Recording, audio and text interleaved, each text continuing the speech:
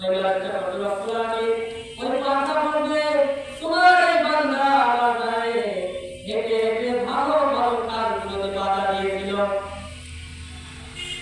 এরপরে চোখকে বলা হয় চোখ তুমি সাক্ষ্য দাও, চোখে বলতে যাবে চোখ বলবে আল্লাহ এই লোকটা ভালো কিছু করে নাই, আমার দ্বারা শুধু দুনিয়ার খারাপ খারাপ জিনিসগুলো দেখেছিল, গান বাজনা দেখেছিল সারাদিন রাত, মোবাইল একেবারে সারাদিন রাত ফেসবুকের মধ্যে কোন নায়ক কোন নায়িকা নাচানাচি করছে এগুলো তারা দেখেছিল সবসময়। এরপর তাকে বলা হবে তুমি সাক্ষ্য দাও, কার বলবে আল্লাহ এই বান্দাটা আমার দ্বারা ভালো কিছু শুনে যায়, ওই খারাপ খারাপ জিনিস শুনেছিল।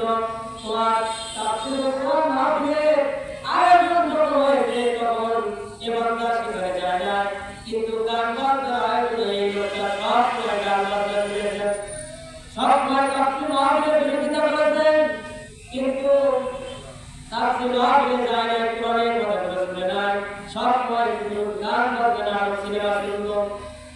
আমার বন্ধুরা সঙ্গে সঙ্গে আসলে ময়দানে যখন সমস্ত অঙ্গ প্রত্যঙ্গগুলো সাক্ষ্য দেবে, সঙ্গে সঙ্গে আল্লাহ পাক ফেরেশতাদেরকে নির্দেশ দিলেন, ও আমার ফেরেশতারা, যেহেতু তারা অঙ্গ প্রত্যঙ্গগুলো সাক্ষ্য দিল, এই লোকটা দুনিয়াতে ভালো কাজ করে না, খারাপ কাজ করে সবসময়, আমার ওই পাপিষ্ঠ নাফরমান বান্দাকে জাহান্নামের দিকে ধাক্কা দিয়ে নিয়ে যাও।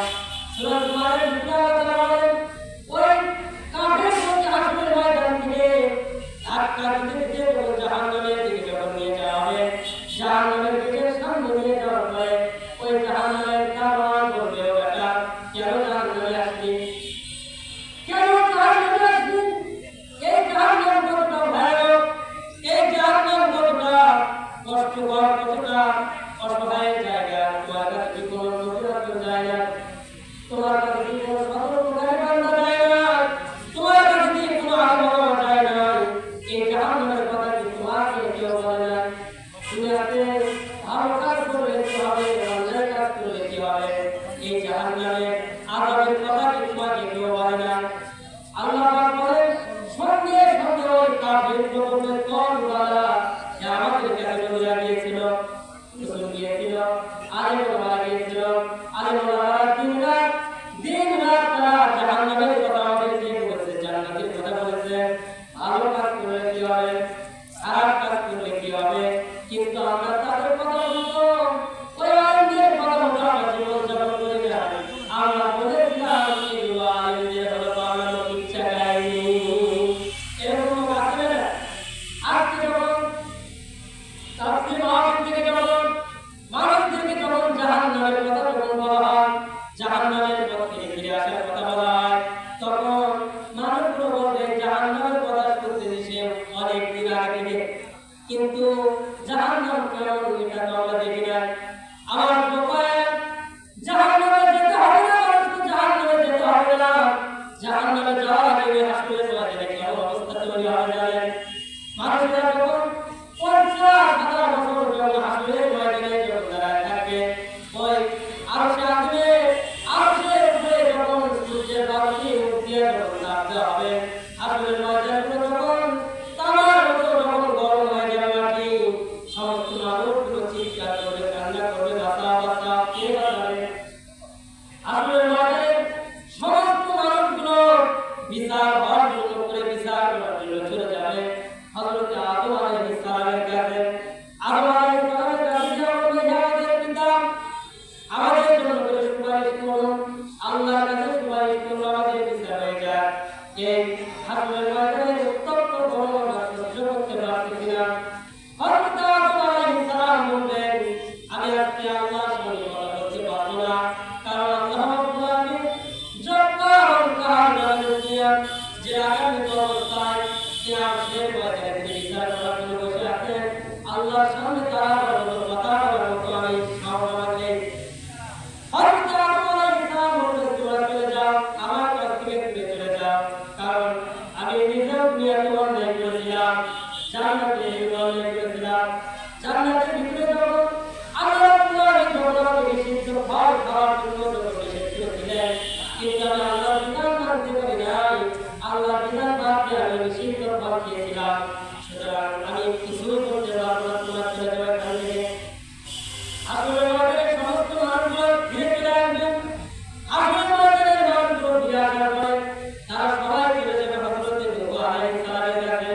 নূহ আলাইহিস সালাম গিয়ে বলবে, হে আল্লাহর কিতাব, আমরা আমাদের জন্য করে আল্লাহর কাছে সুপারিশ করুন, আমাদের বিচার হয়ে যাক। আমরা এই উত্তপ্ত গরম এই অশান্তি আমরা সহ্য করতে পারতেছি না, আল্লাহর কাছে সুপারিশ করুন, আমাদের বিচার হয়ে যাক। হযরত নূহ আলাইহিস সালাম তিনি বলবেন, হে আহলে ময়দানের লোকেরা, আমি তোমাদের জন্য করে কোনো সুপারিশ করতে পারবো না। এর কারণ পৃথিবীতে আমি নিজে আমার স্ত্রী এবং আমার সন্তানকে আমি ইসলামের কথা তাদেরকে মানাতে পারি না, তারা ইসলামের কথা মানে না। আমার স্ত্রীকে জাহান্নামের আগুন থেকে বাঁচাতে পারি না, আমার সন্তানকে আমি জাহান্নামের আগুন থেকে বাঁচাতে পারি না।